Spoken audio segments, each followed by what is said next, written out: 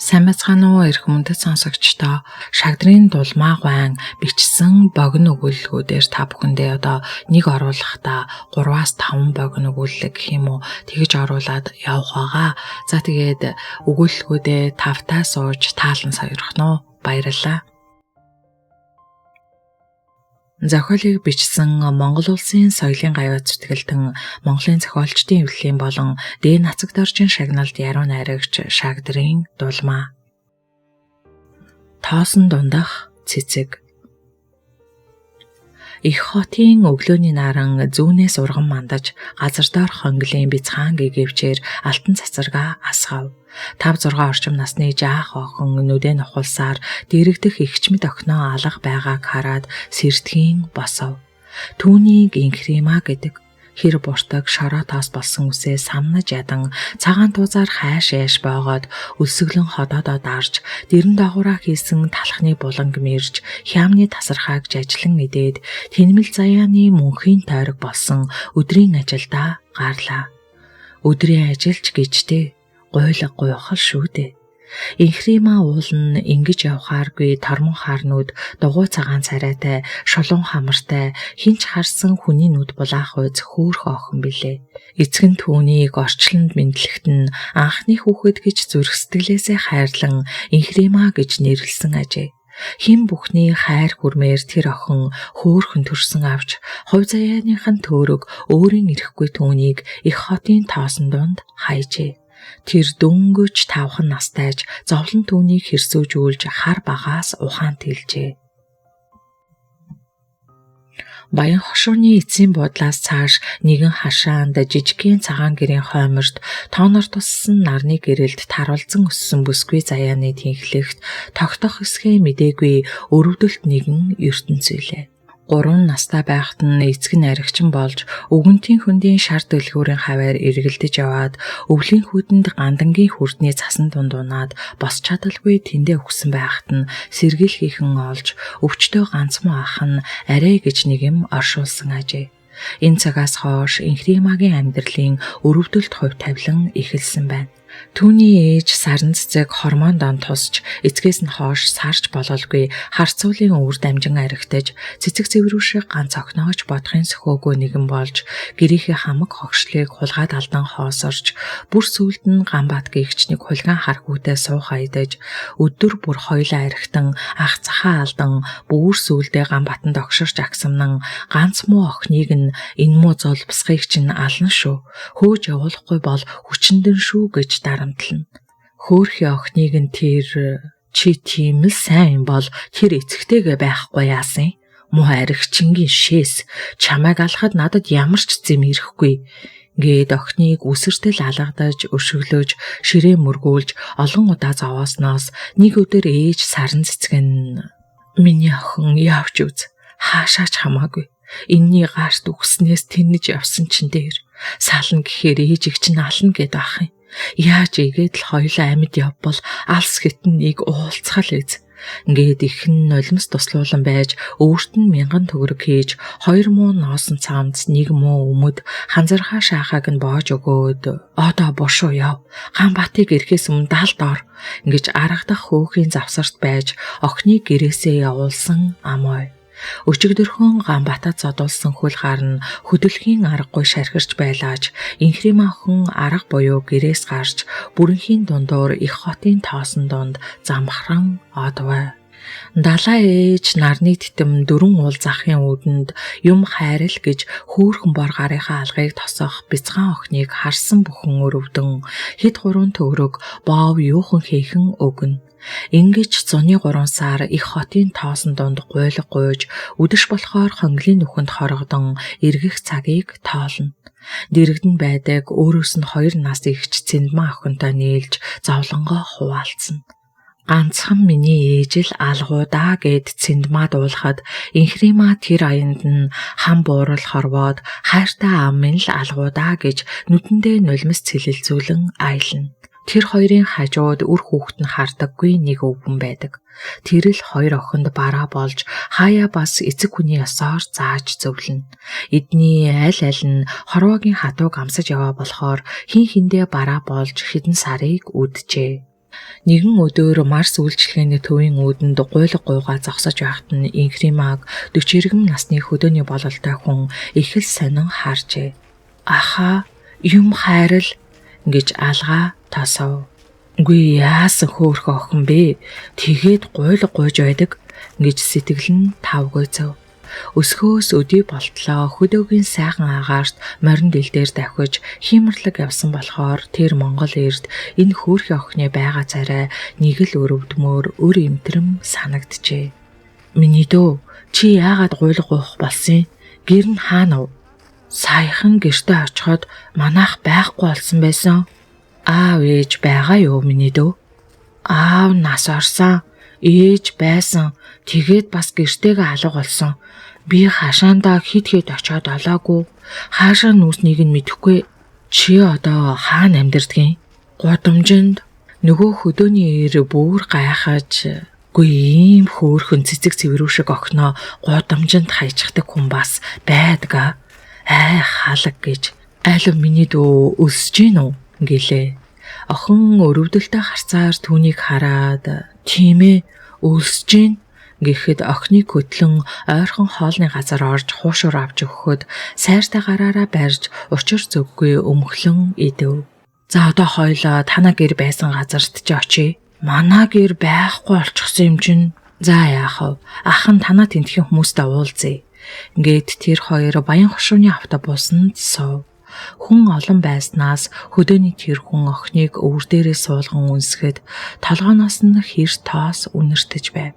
Тэгээд хөөрхөн охин ойрдоо хүний халуун амьсгаа зөөлөн үг сонсоогүй инхрий дулаан харцанд нь өртөөгүй удсан болохоор их л сэтгэл хангалуун сайхан байв.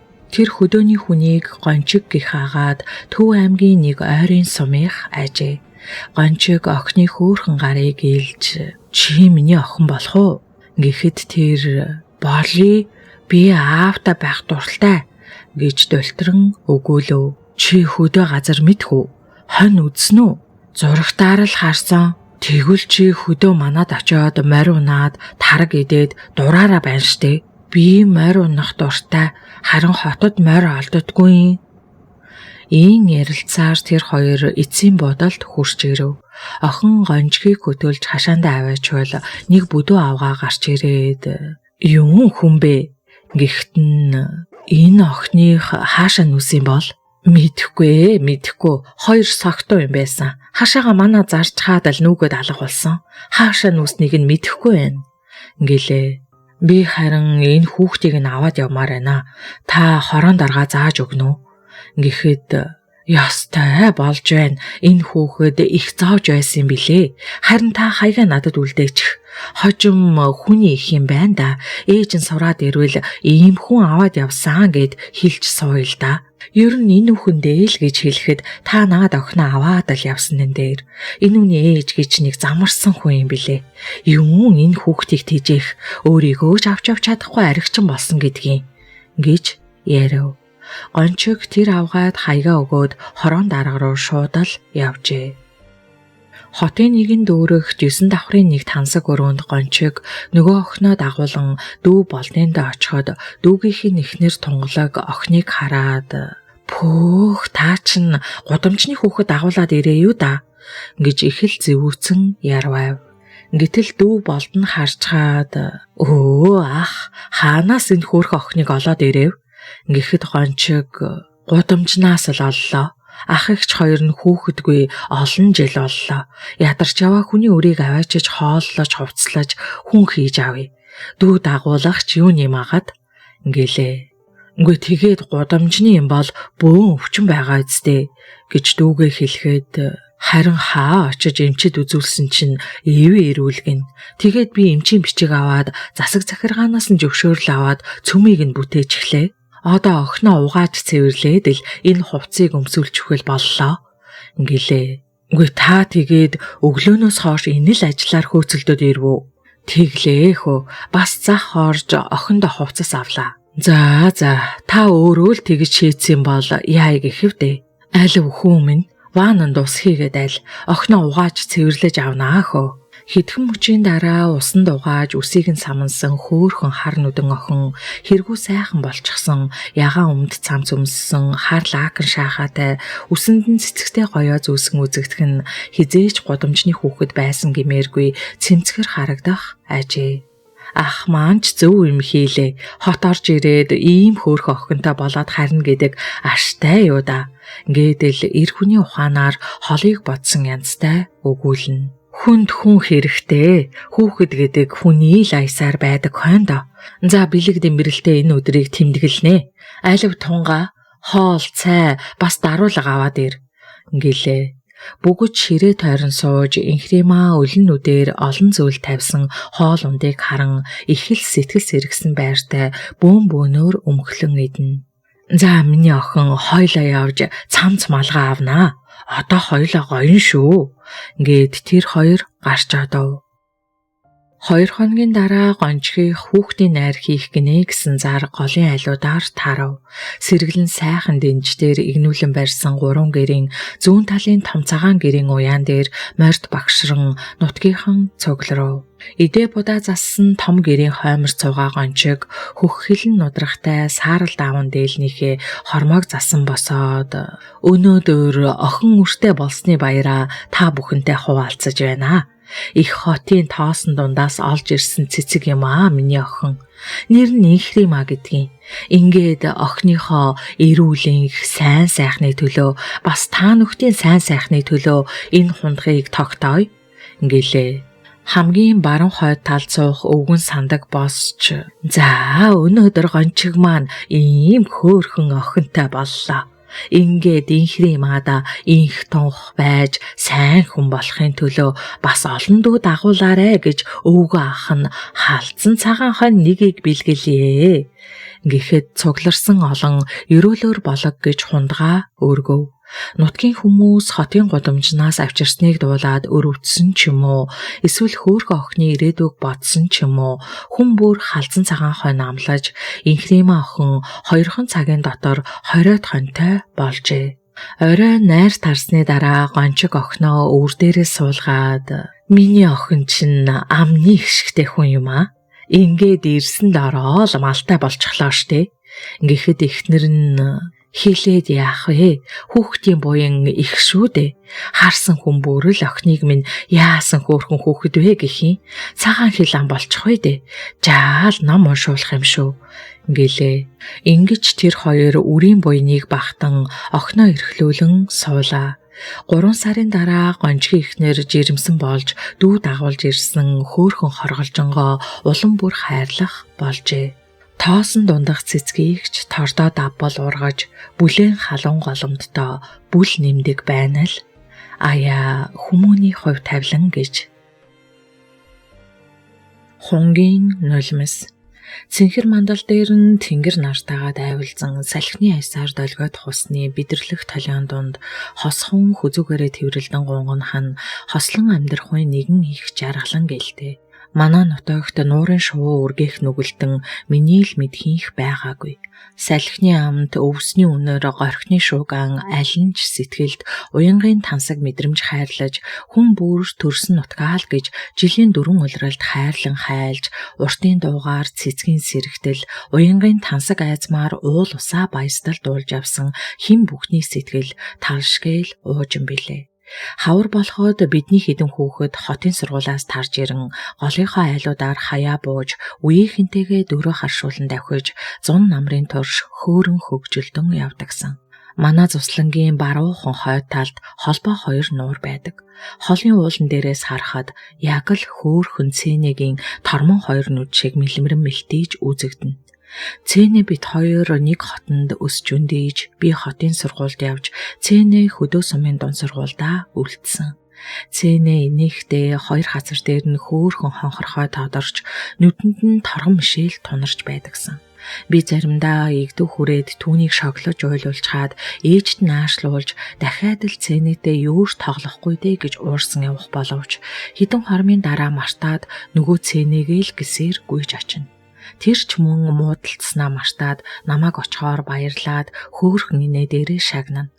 Ингэж бид хоёр зуны турш холбоо нураа тойрон тэр хоноо харуулж би адуу өхөрт явж нуурынхаа ирэг дээр ирэхэд хідэн хун усны мандалд хөвж их л тайван байдагсан. Хоёр том цагаан хунг бид хоёр авгаа нөхөр хоёр байхгүй юу гэдэл хөхрөлдөн. Цэнийг инээд бяцхан бор толгодын хадтай толгой дээгүүр хангинаад л явчихна. Тэр сайхан инээдийг би дандаа л сонсоод баймаар санагддагсан. Ингэж бид хоёр нуурынхаа усаар нүрээ угааж, нуурынхаа эргээр гүйлдэн тоглож, нуурынхаа хун галууг тоолж, намар дэгдэхийгээ дагуулад явахыг нь хүртэл харж өхөөрдөн байдагсан. Цэнигийн аав дөлгөөн сайхан харцтай, адуун дээртэй, хүнлэг сайхнараа нутаг усандаа магтагдсан сайхан хүн байж үлээ. Нэгэн хаваар сургуулаа таарад ирэхэд Цэнигийн аавын бие муудаад сумын эмнэлэгт явсан дуулдав. Би замын машинаар гэртээ буугаад "Дагаагийн хаана вэ?" гэж ээжээс асуухад "Дагаа чинь эмнэлэгт биеийн тааруу байгаа. Тэднийхээ нуурт хөтлийн цаана буусан. Цэнэ буйна хоёр чинь хідэн малаа тогтоох гэж санд орчил байгаа байх. Адууны нь хоошоо бэлчдэг. Чи өглөө хурааж хідэн унгыг нь чагтлаад өгвөл зүгээр дээ миний хүү" гэж ээж өгүүлв. Би мордохын хүсэл болж байсан ч ээж хотын сонин энтэр асуугаад бас хотод байгаа ах дүүнэрийн сураг ажиг гээд ер нь гарч болсонгүй. Оройхон хэрд мордож үхэр харах завшаан гарч урт толгой дээр гарвал цаахан доор нь шинэхэн бууцанд буусан айл үзэгдэв.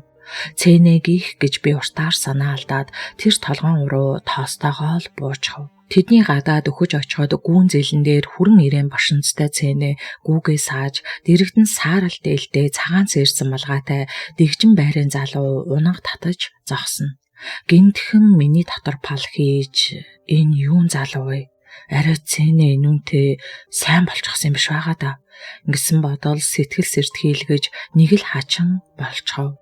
Гадаа нь очиж дөрөв мулталтал тэдний хойлог сүүлээ шарван эрхлэн ирэхэд нохой нь мартаагүй байхад Цэнэ арай мартчихаагүй байгаа даа гэж сэтгэл гансран уртаар санаа алдаад гэрт нь орвол ээж нь "За сайн явж ирвүү, хизээ ирэв, хичээл ном нь сайн уу?"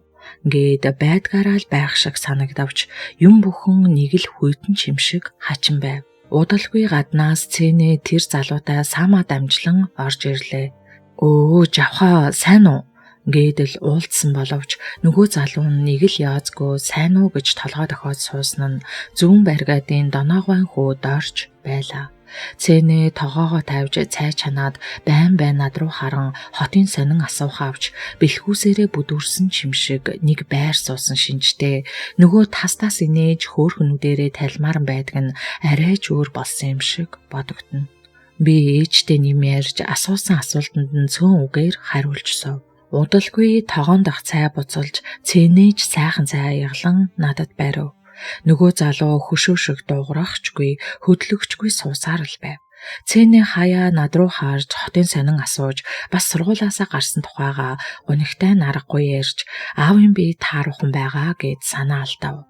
Удалгүй самын цаг болж гүйсээх болоход би унах татаж өгье гэд босоод нөгөө залууч бас араас даган гарав. Ингээд бид хоёр ээлжлэн унах татаж яриах өөрөө зуур зарим айлыг асуух төдийхнөр бидний яриа хязгаарлагдаж сэтгэл нэг л гэгэлзэж хачин бодол зүрхсийчв. Манай энд айл цөөн болсон. Зарим нь малаа хужирлах гээд нүүсэн. Маргаашаас сум руу явж аавыгаа нэг эргэх санаатай гэж Цэнэг хэлэхэд би юу ярих ухаанаа олохгүй дэмийл уулын талгаа харан унах татаж зогсов. Бидний гэрт ороход ээж нь хоол зэхэж байв. Нөгөөд оржиж бүр явах янзгүй баруун орны хөл түшин нэг сонин бариад суужхав.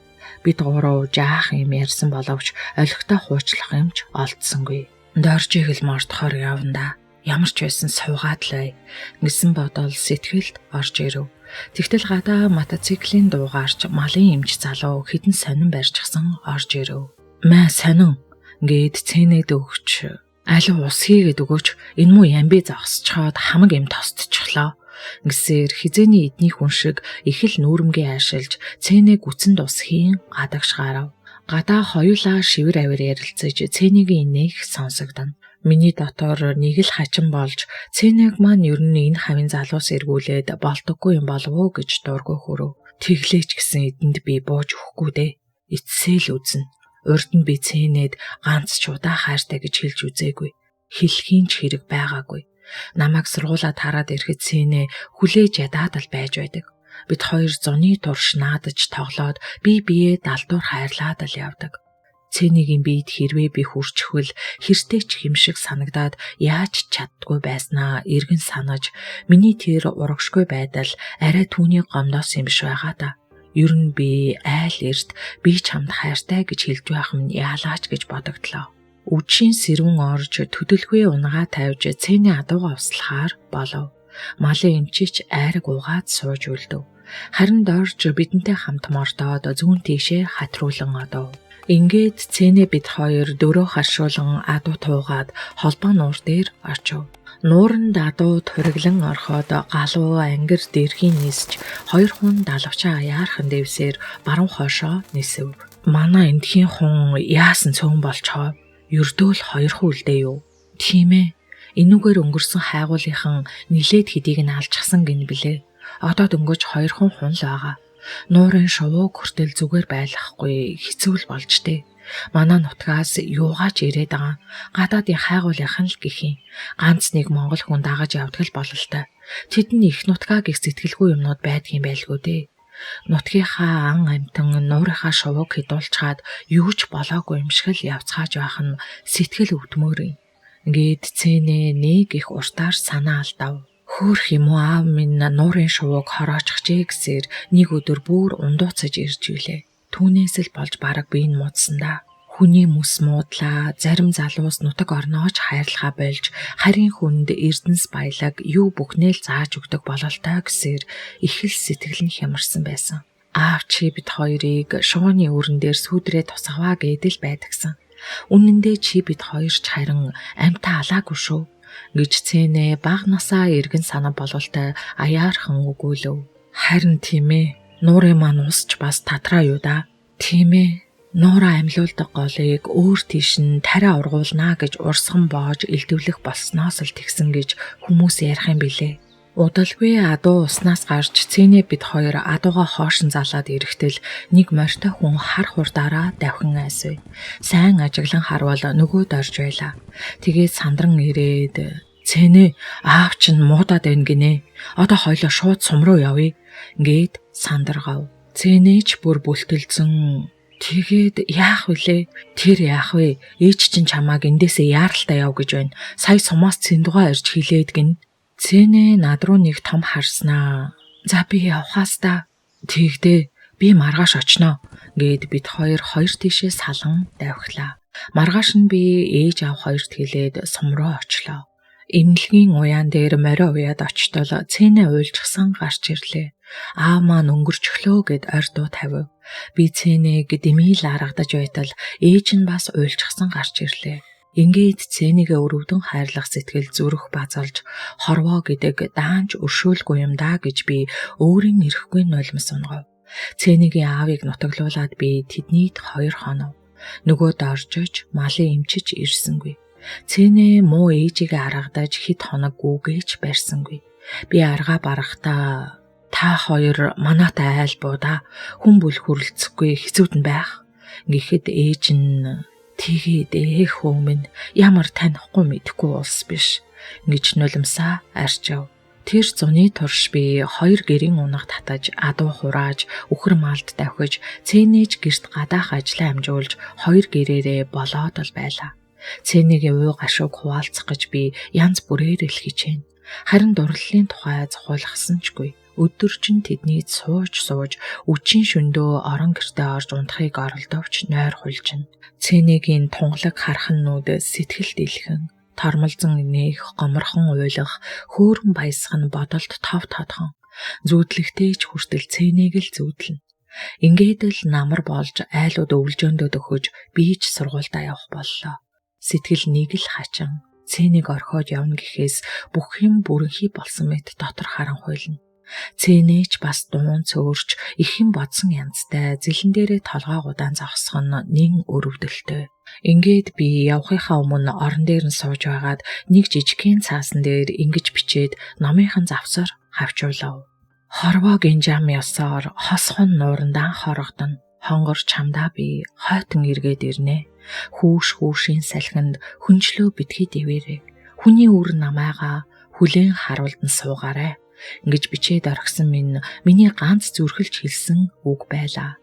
Маргааш нь бид хоёр замын машин тосгоор явах гэж байхад цэнэ өрөм харуул авчирч өгөөд сайн яваарай гэж хоолой чичрүүлэн хэлээд гэрлүүгээ бушуухан орж илээ. Өвлөн би очиж чадсангүй. Харин хаврын бушуухан л нутаг явахын өвчин болж өдөр хоногийг тоолон сув. Сүүлчийн шалгалт өгсөн өдөр манай эгчинд нутгаас хүн ирж бийч бөөн баяр нутаг орныхоо тухай сонин сайхан зүйл асууж талиг ажихан сайн уу? Сайн. Тэр хоёр хөөхий өвлжөөндө бууж малнж гайгүй л байгаа. Тэгээ зүүн баригадаас нэг хар хүүтэй цэнэ нийлж байгаа юмдгүү да. Ингэж сөнгө дүүхэн хоолоогоор хэлтэл миний дотор харан хуйлж бушуухан л галын өрөө рүү орлоо. Дотор хачин болж хоёр нүдний өмнөр нулимс гүйлгнээд явчихлаа. Хөөхий цэнэ минь хүн бүлгүүдээд ил түүнтэй суучтэй. Намар би сургуулаа орхиод хөдөө үлдэх минь ялаа да. Цэнэгээл алдсан бол би юутаач байгаад яах вүлээ. Ингэж элдвийг бодгон хэсэг зогссноо дотор бачимдаад бушуухан гудамжинд гарлаа. 3 хоноод нутгийн зүг жолоо заллаа. Манай холбоо нүрийн баруун лэнж дээр ганц гэрээр байна. Би гэртээ хараад ээжтэйгээ жаал хөөрч дагаагийнхаар нэг ороод ирдэг юм уу да. Миний хөө тэднийх чинь нүгэд бүр зүүн баригад руу явсан. Цэнэ нөгөө доноогоо анхууд орчтоо суугаад би давхар болсон. Миний хүү сүулдэл оч. Өнөөдөртөө гэртээ сайхан амар. Ээж нь хүүдээ бууц хийж өгье гэж их л аргадангүй хэлв. Миний сэтгэл гів гинтхэн уйтгараар дүүрч амьсгаад авахцах шиг багтраад ирэв. Ээжээ би нуурын эрэхт очиод ирье. Тийг өчигдөр нэг машинтай хүмүүс нуурын дээргэд үдлээд 2 хунгийн нэгийг бодчаад аваад явсан гинлээ. Тэр улс нь гадаад их юм гинэ. Мөн хачин цаг болж дээ миний хөө. Ингэж ээж уртаар санаа алдах нь хун шувууг өрөвдснийг. Би гэрээсээ урамгүй гарч хөлөө зөвсөөр нуурын дэргэд иртэл баруун хойд эргээр нь ганц хун эргэлдэн хахир дуугарч харлан өдөө зулгааж байх шиг харагдав. Лавлан дурандвал хөөхий хун хэсэг өд унсан газар далавчаас авлан эргэлдэнэ. Хансхийн заяанд төрөөд ганцаардахын зовлонд унсан тэр амтан надтай ч адил юм шиг зүрхэнд нэгийг шивнэн. Хунгийн нүдэнд нулимс тунарсан мэд нарны гэрэлд цээлцэн байв. Аяа хорвоо гэж. Нүгэлт хар мөнгө. Үүрийн гэгээ тэмтгэрэх тэрхэн үеэр хотын хойд талд нэгэн банзан хашаан дотор байх 2 гэрийн баруун талын том цагаан гэрээс цэрэн лам гарч өрхөө татангаа амандаа ямар нэг юм шивнэн хойш харан хэсэг зогссноо гэртээ орсон нь ганц хүүгээ сайн л яваасаа гэж дотроо залбирсан нь тэр байжээ. Түүний нөхөр дондвон насаар нэг албан газар нэгтлэн хийгээд мөнгөний үнс нь гэдгийг дэндүү сайн мэдхээс гадна баяжхсан гэхээс нойронд хүрдэггүй нэгэн билээ. Ганц хүүгээ хүнээс дутуугүй амьдруулнаа гэж багаас нь амттай гэдүүлж алтыг идлүүлж эрх дураар нь тавьж өсгснөөс хүүн арайч өө эх орны алтан гуравтай арваад өгсөөд эцгийн заавраар ардчлалын салхины аясаар Улаанбаатар Москвагийн хооронд явж хүлгүү баян болохын даваан дээр яваа эд 20 настай сайхан залуу билээ. Түүний нэрийг Алтан Очор гин. Эцэг дондвон би чам шиг залуу настайсан бол энэ зах зээлийн үед ёстой л нохоон битүү туурай ногоон хурганы арснаас бусдыг олжчихсан орон хотыг донслогсон баян байхсан да. Та нар даанч урагшгүй улс юм. Залуу сайхан нас байгаад ч зайлмих гэж байхгүй. Эр хүн гэдэг чинь суусан газраасаа шороо атгаж босдог байтал унхаагүй гэдэг нь гэдэл тамшаална. Ингэсээр байгаа дондов хүүгээ панцчин болгож амжсандаа сэтгэл өйг яваа нэгэн. Харин хүүн улаан үд эрхүү Москва гэд аль ашигтай газраар 8 хийхээр яваад сар гаруй сураг чимээ тасарсанд их цэрэн лам нь санаа зовж нойргүй хондог болжээ. Нэгэн өглөө цэрэн лам дондов хоёрыг хажуу айлын утсан дээр эрхүүгээс ярья гэсэн дуудлага ирлээ. Тэр хоёр санд мэнд гарч очивол хүүн ярьж байлаа. Аава, нөгөө юмнуудыг чинь талыг нь дөнгөж борлууллаа. Үлдсэнийг нь борлуулах санаатай зах дээр очисон чинь тэнд үл бүтэх хүмүүс их байна. Шууд л хутга тулган булан авдаг гин. Яавал дээрүү ингэсэн хүүгийнхээ дууг сонсоод Дондвийн уурн гинт дүрлзэн юу яах вэ гэж урагшгүй амтан. Тэр бүхэн хідэн цамц тарганы арсыг чинь борлуулж ядаад авах юу вэ? Ирэх хүний хиймэргүй гэдэг нь. Тэрнийг л юм болгож чадахгүй бол битгий эргэж ирээрээ. Өдий болсон ир хүн байж өөдгүй гэдэг нь.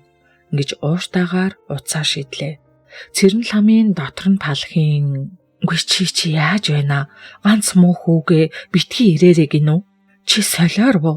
Тэгж яваад амтэн хүнд алуулчихвал яах юм? Тэр юм нь борлохгүй бол бушуухан буцаад л ирнэ.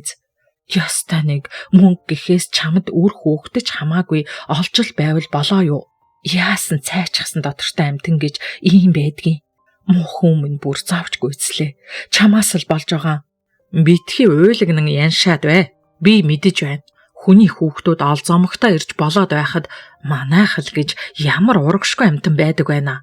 Ингээд уураа барьж ядан байх нь өлсөглөн бүргэд уяандаа дүүлэх мэд. Яг энэ үеэр алтан очоор эрхүүгийн холбооны газраас гараад толгоогоо амжуулан аав минь үүнийг борлуулахгүй бол битгий эргэж байдаг. Яасан ч хэцүү хорвоо дээ. За байз яадаг шүү юм блэ. Ингээд шүүрс алдав. Маргааш зах дээр очиход нөгөө хэд чинь тосоод л уулзах бах та гэж бодогдмогц эцгийн ууртайгаар битгий ирээрээ урагшгүй амтан гих дуу чихэнд нь дахин дуулдан замаач олж харах чадалгүй шахам гэлдэрч явлаа. Нэгэн шүн цэрэн ламын нойр хулжин сэрүүн байгаад дондоо уурлан ямар юмдаа сэвэлзээд байн хөлбөрөөд байна да чи. Хэрэггүй юмны төлөө сэтгэл санаагаа зовоогоод бол өөртөө лай хураагаад юу хийн? Нойр хүрхгүй зүрх дэлсээд байх юм. Муухын минь зүгээр л явдаг байгаа да. Гэж уртаар санаа алдав. Дандаа их хүний сэтгэл гэдгийг хизээж төсөөлөхгүй. Тэр тухай бодохын ухааралгүй хатуухан дотортой нэгэн болохоор хөөрхий цэрэн лам мөнч харалсан дотортой хүн шүү дээ гэж дотроо бодон урчүнийг арай ядан бараад өглөө эртлэн боссон билээ. Түүнийг цайгаа чанаад Дондвийн аяганд өчигдрийн үлдсэн буузнаас хийж гисгээгээд байхад хаалга дугран гаднаас нэг залуу жижигхэн цаас барьсаар орж ирлээ. Түүний хоолой зангиран энэ эрхүүгээс нэг цахилгаан иржээ. Танаа хүүд ямар нэг юм учирсан бололтой гэж төгдрөн хэлээд эрэхтэл бурхан минь хүү минь гээд сөхөртөл юу гинэ гэж дандаа орноосоо ухсхийн бослоо. Дандаа нүднийхээ шилийг авдран дээрээс авч цэрэн ламын гараас цахилгааныг аван танаа хүү алтан очоор зуурдаар осолтлоо. Яаралтай эрхүүгийн элчин консул ингэж уншихад цэрэн лам юу миний хүү юу бурхан минь хүү минь байхгүй болчихоо юу хөөрхий минь дээ миний мөнхөө ямар аргатаадаа л нааша ярихав дээ үнэхээр л хэцүү байсан болоод л тэр шүү дээ үүлэн чөлөөний нар шиг инхэн яваа амьдралдаа ингэж ганц хүүгээ мөнгөний золиосонд өгсөн хүн байхгүй дээ бурхан минь энэ чиний шунлоо гээд ихэр татан уйлж муужран унав. Дондвийн царай тасхарлан хүрлээж за цэрэн лам минь сэтгэлээ барьж үз. Ийм л юм үзэх учиртай байж би л оройн судлаар явхаас та гэхэд дөнгөж гаднаас орж ирээд байсан хүүгийнх нь үерхдэг залуу би л тантай явъя да та яаж ганцаараа явах вэ дээ тэгэж үзээрэй хүн минь гэж цэрэн лам арай ядан өгүүлв. Түүнээс 5 хоногийн дараа цэрэн лам өглөө эртлэн босч гаднаа гүйрэн бодлын мананд төөрч зогсдол гинт хаалга тогшоох сонсогдов. Тэр сая сэхээ аван эргэн харвал олон хүн хүүгийнхэн шарлыг оруулж ирэв. Гэрийн баруун талд тавьсан шарил шилэн нүүртэй хайрцагт байхаагаад нүүр нь цав цайсан үзэгдэнэ. Их л цус алдсныг ирж ажгав. Цэрэн лам нэг ухаан орж хүүгийнхээ хүйтэн авсыг гараар ээлж дахин сэхээ орж дахин муужирч байв. Хүүгээ оршуулж ирээд дондоо хоймортой газар шагаан суухдаа хүний энэхэн амьдрал гэдэг даанч богинохон юм даа гэд бодол хийлэн суудал хүүгийнх нь найз галаа гаднаас орж ирээд өврөө уудлан энэ талигаачийн бүсэлж авсан төрөвч гэж дүүрэн мөнгөтэй хар цүнх гаргаж өгөхөд баруун өнцөгт нь цусан толов илхэн үзэгдэнэ. Дандав тэр толбыг харангаа цуст хар мөнгө гэж амандаа өглөөд авдран дээрээ тавилаа. Нөгөө залуу ширээ сандал хөргөж өгөөд ирээ гэж хэлээд гарч одов. Дандавын ухаан балардан элдвийг бодож өнөө хүртэл би энэ цуст мөнгөний төлөө л амь тавин зүтгэж явсан. Мөнгөтэй хүн юутай ч яж чадна. Мөнгө л байвал жаргал байна гэж бодож явж энэ хар мөнгнөөс болоод газар дээрх ганц хүүгээ алдчихлаа. Тэгэхээр одоо надад юу хэрэгтэй? Юу ч хэрэггүй. Амьд явах ч утга учиргүй боллоо. Ийм юм болно гэж зүүдэлсэн чгүй. Халаг гэж би яасан ч тэнийг амтан битээ гэж өөртөө өшрөх мэд харуусал дүүрэн зүрхээр арай ядан амьсгалд суухт нь үүлэн чөлөөний хурцснаар авдар дээрх төрөвчин дээр тусч улбар ягаан цусан талбан нарны гэрэлд уламж тодрон сэтгэлийг нь сэмлэн урна. Дондвын дотор давчтан толгойн иргэн газар дэлхий хөмрөгших болов. Дэ нүгэлт хар мөнгөө гэж.